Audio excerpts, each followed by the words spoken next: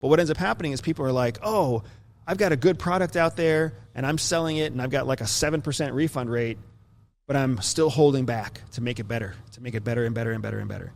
Like, you can't do that. The two pieces of guidance that I always give entrepreneurs is get to the MVP, sell the MVP. Marketing is MVP. So sell the minimum viable product with the minimum viable marketing. Your cost structure and who you hire and the business and everything is all MVP.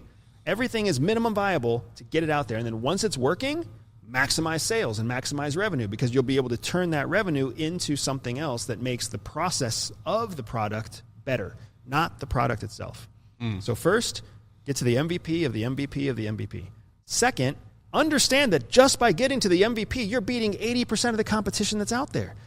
80% of the competition won't even start. So you've got to get to the MVP phase so that you can start making revenue and cash flow, because once you're there, you have an advantage. You have a head start over the next person who's going to wake the fuck up and make an MVP of an MVP of an MVP. The only advantage you have over that person is how fast and how long you've been in the market. Another great example, iPhone was the first smartphone to market. It has lost a shit ton of market share to Android. And it lost that not at the beginning, it lost that even after having such a huge head start in the smartphone industry. And that's because Apple had its own issues. But everybody remembers when iPhone was the only option. Everybody remembers when Android first came out and people were like, like a Samsung phone that's on a different operating system. And now, like, Apple has to compete to maintain its current market share. Especially different countries.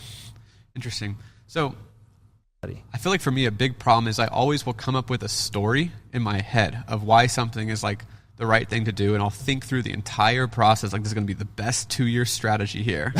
And then I just have like confirmed this, but then I'm constantly slotting in pieces of it instead of like actually pounding through 3 months of the work that needs to be done. Yes.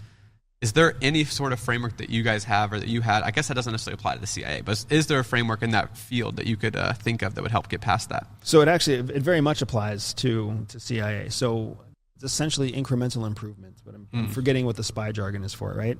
But it's essentially the idea, there's a quote out there by a famous general that says, a good plan executed today is better than a great plan executed next week.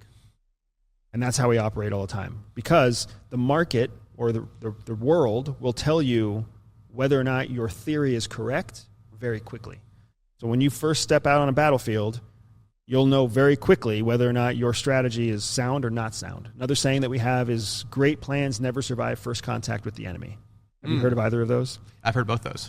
So very, very true. These are lessons forged under fire on the battlefield. Well, guess what the business world is? It's a battlefield constantly. And it has a million different variables. When you storm a beach, you've got to think about the weather the day that you storm the beach, the weather the day after you storm the beach, if the weather's going to change, whether it's daytime or nighttime, what the enemy's capabilities are, what your capabilities are, what their tools are, what your tools are, where they're stationed and their locations are, how you, like, there's a million variables to consider. Are there trees? Is there sand? Is it clay? Is it dirt? Like, all this stuff plays into the calculation of how you attack a beach. The same shit is true when you launch a business. There's a million variables you can't control. What technology is dominant? What technology is emerging? What is the tax landscape? What is the currency landscape? What is going to happen with geopolitics? What's going to happen with local politics? What if there's another coffee shop down the street that's going to open 2 days before you do? What if there's another coffee street? The risk analysis, yeah. It's all there. You can't control it all. You can't assess it all. What you need to do is understand that if you can be the first one to the battlefield to get the ground truth, with it in your mind that you're then going to change your strategy as soon as you get the ground truth, you have an advantage, right? A good plan executed now is better than a great plan executed next week, because the great plan executed next week is a full week behind where the battle is today. So is Everyday Spy, is this like a consulting company? Is it like are you working with top performers in the world to like help them understand how to navigate people? Or kind of explain Everyday Spy? Everyday Spy is an education platform. Our mission is spy education that breaks barriers for everyone willing to learn. As long as it doesn't violate my long-term secrecy agreement, me or any of my experts, because I have FBI experts, Navy SEAL experts, I have tech experts from NSA. I have DOD experts. As long as none of us violate our sworn secrecy oath to the federal government of the United States, everything else is on the table.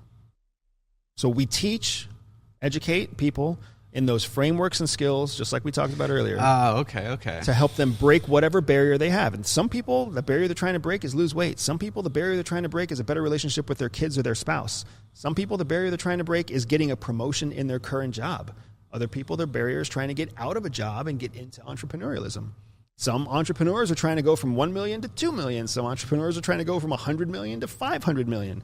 We apply SPY education to whatever their situation is to break through that barrier. So it's actually teaching those actionable frameworks.